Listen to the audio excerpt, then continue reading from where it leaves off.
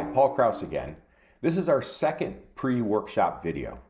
During today's video, I'm going to provide an overview of the learning journey ahead for us through the Elevate Leadership Program, as well as a bit about the mindset that will help you thrive, not only throughout the workshop, but more broadly as leaders within GMA Oncology. I had the opportunity prior to designing the workshop to speak with several leaders from across the GMA Oncology group. One of the things that I noted is that as a team, you're highly strategic. That is, you focus your energies and your efforts on those activities that will help you deliver against your mission. Your mission has been defined quite succinctly and simply: to accelerate time to market and access to pioneering oncology therapies to improve patient outcomes and experiences. That defines the what of your focus. The how is to catalyze change and evolve medical and strengthen our core and focus on value generation across the portfolio. To pursue this vision through the how statements, you have 4 areas of focus: develop impactful insights, generate compelling evidence, personalize stakeholder engagement, and elevate medical leadership. Obviously, this learning journey is focused on the 4th pillar to elevate medical leadership, and thus we've named the program Elevating Leadership. One of the things that we have characterized this program as is a learning journey. Any of you who are familiar with taking a journey, you have a general idea of where you're going. Usually you have a defined start point and end point, but often the actual experience is going to be discovered along the way. You're not sure who you'll meet and what you'll learn about yourself and others throughout the journey. Often the details are still left to be decided. And in many cases, it's that spontaneity and the experience that makes it so compelling. We have a similar mindset as we approach this program. Certainly, we have an agenda. You've perhaps seen the materials Tomasa sent out as far as the 6 programs that we'll be focusing on over the course of this learning journey. But much of our experience will be defined by the interactions that we enjoy with each other, the learning from our colleagues throughout the workshops. I like to think of myself as a skilled facilitator and a decent teacher. But my experience in conducting workshops over the last 20 years is that participants learn more from each other, listening and engaging with their colleagues, than they ever do from the facilitator or the outside experts. And so I hope that's the thought and approach that you bring to this workshop, an openness to learning from your colleagues and really digging in to their experiences and connecting those with your own. Ultimately, our aim is to elevate our leadership. And one of the key principles we'll be talking about throughout the program is that leadership is influence. Simply put, it's not a title, it's not a role, it's not a position on an org chart, although many of positions we have a responsibility to lead and manage others. But leadership at its core is the capacity to influence and to shape others' behaviors and outcomes. And that's what we're going to be focusing on, are what are some of the key elements that will allow us to be more effective in influencing others. The learning journey that we've defined has 6 key workshops throughout it.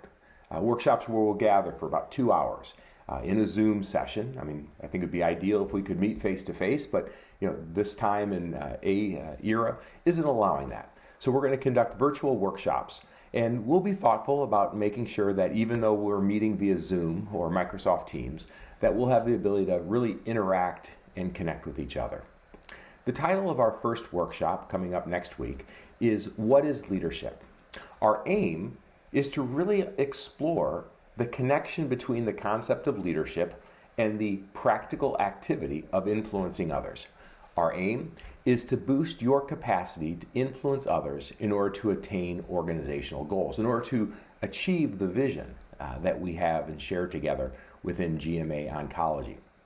One of the things that I look for in this first workshop on defining leadership is to look a bit about the history of the topic of leadership and how that's changed and evolved over time, and then really zero in on how important it is for us to build our capacity to influence others.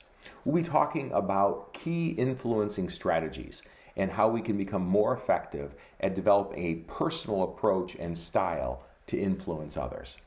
Our second workshop is called Strategic Thinking, in that we're going to take an external, systematic perspective to identify opportunities.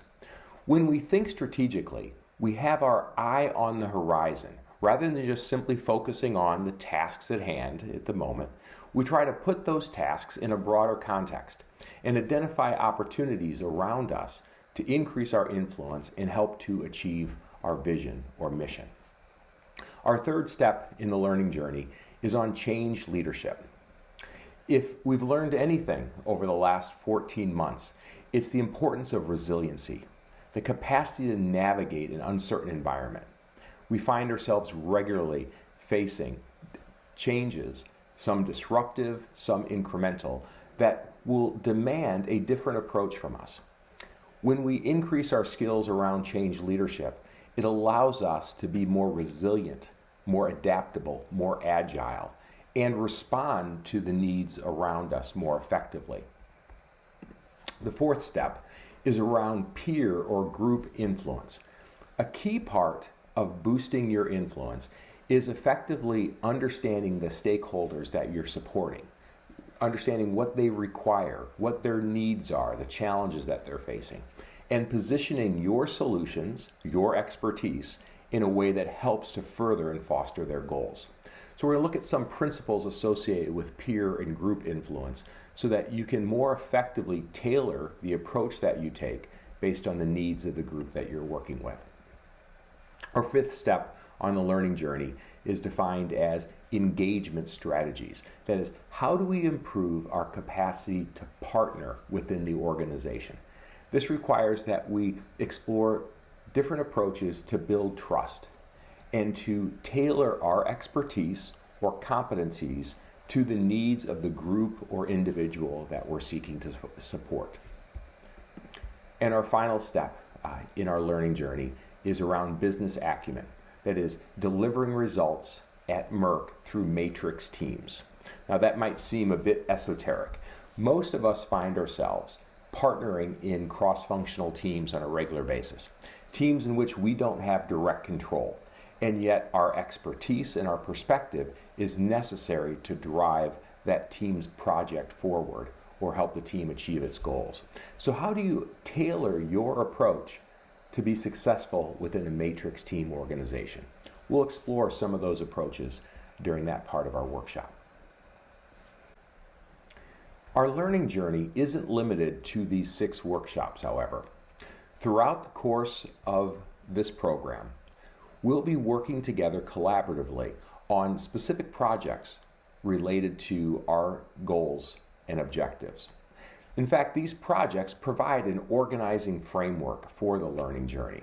Rather than showing up once every 2 weeks or so and putting on your learning caps and seeking to learn and engage with others, each of us will be working on a specific project related to our own goals and objectives, and using the learning journey and the content that we cover to help improve and expand upon that.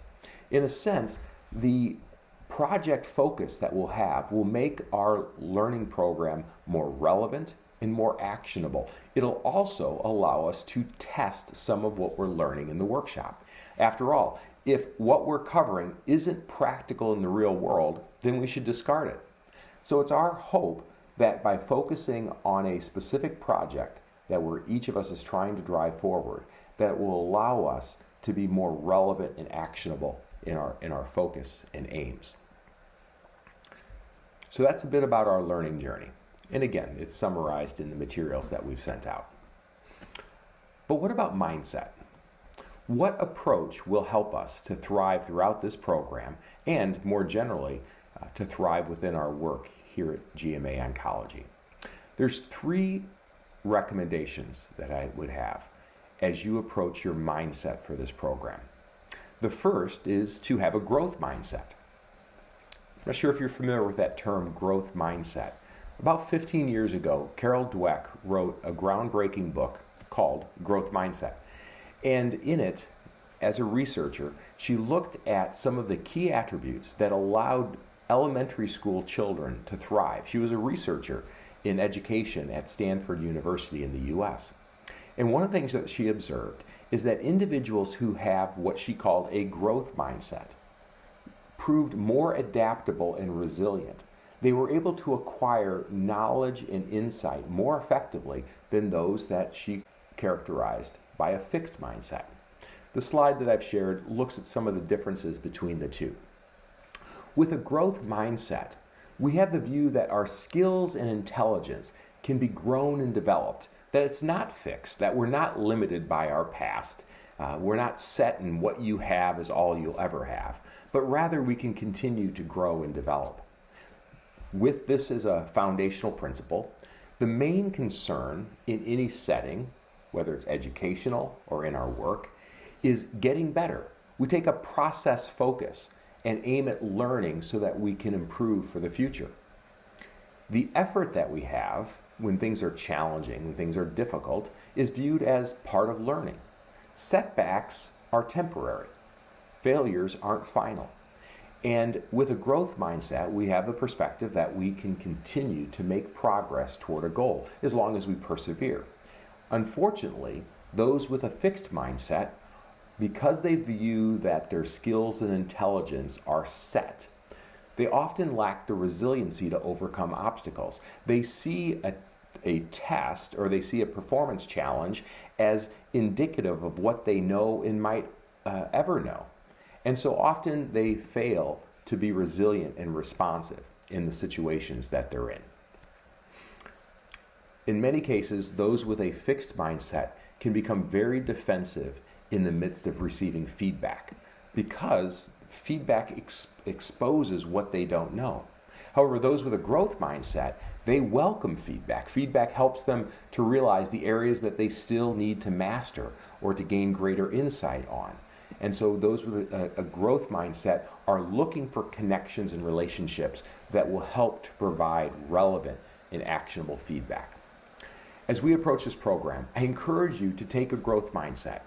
Of the 6 topics we're going to cover, some will be unfamiliar to you. Some might represent some new areas of exploration, and you might be uncomfortable with that.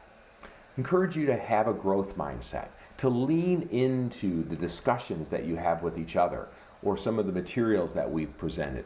Ask yourself, could this be relevant? I recognize from the interviews I've had that many of you have had years and years of successful contribution within Merck and other organizations. You've gained so much experience already. You have an amazing aptitude. And yet, even though the past is prologue, there's still opportunities to grow. There's still opportunities to improve. And so I would encourage you to adapt a growth mindset. Second recommendation as we enter into this learning journey is around the term leading with curiosity. Leading with curiosity is basically the concept of leaning in without assuming you know everything and bringing curiosity, inquiry, seeking to understand the points of view and perspectives of others, trying to understand what led you to that conclusion. Where are you at with this topic? How did you approach that situation? When we lead with curiosity, we have the ability to notice what's changing and what's different. When we lead with curiosity, we look for new information that may disprove what we believed to be true in the past. Those who lead with curiosity often learn faster, move further, and go at a higher rate of speed because their openness to new ideas and concepts helps to support their growth. And the final recommendation that I make in terms of mindset is to approach this program with a high degree of emotional intelligence. Now, many of us have studied emotional intelligence, and Daniel Goleman, in his book, Primal Leadership, explores many principles of emotional intelligence. For the purposes of our program, I'll recommend 2 core ideas as it relates to emotional intelligence. One is accurate self-awareness. That is, to know yourself clearly. With accurate self-awareness, we have an idea of where our skills and capabilities are, as well as where we can go in the future. Accurate self-awareness makes us more open to receiving feedback. It's obviously supportive of leading with curiosity and growth mindset. With accurate self-awareness, we recognize that we still have opportunities to grow and to improve. And accurate self-awareness also helps to launch our capacity to advocate for our ideas. When we understand we have expertise, it gives us the courage to advocate and to express those points of views to others. So accurate self-awareness is one key component of emotional intelligence. And the second is empathetic attunement. Empathetic attunement recognizes the other person, their ideas, their perspectives, their emotions, where they're at. With empathetic attunement, we can gain greater insights in terms of how others are receiving us, what their experience is based on our conversations or interactions. Clearly, when we get into some of the concepts around partnership and influence, accurate self-awareness and empathy will work together as we seek to understand our points of view and recognize where the other person is at. So we can tailor or curate the conversation to move it to a place of greater impact and influence. So again, the three mindsets that I encourage you to have throughout this program. Have a growth mindset. Recognize that although the past is prologue, there's many opportunities to continue to grow if you persevere and continue to make progress. Lead with curiosity. Be open to the ideas of others. Have a degree of humility about what you know and don't know so that you can gain greater insights from others. And finally, leverage emotional intelligence. Know where your strengths are at through accurate self-awareness and seek to understand what others are experiencing through empathetic attunement. I look forward to this journey with you. Again, as we've covered, there's 6 key points that we'll touch base on. We will have some project work that will carry us throughout, but ultimately it'll be a shared discovery as we learn together and find ways to increase our influence as we elevate our leadership to help deliver our mission within GMA Oncology. We'll have one more video before our workshop, but look forward to seeing you next week.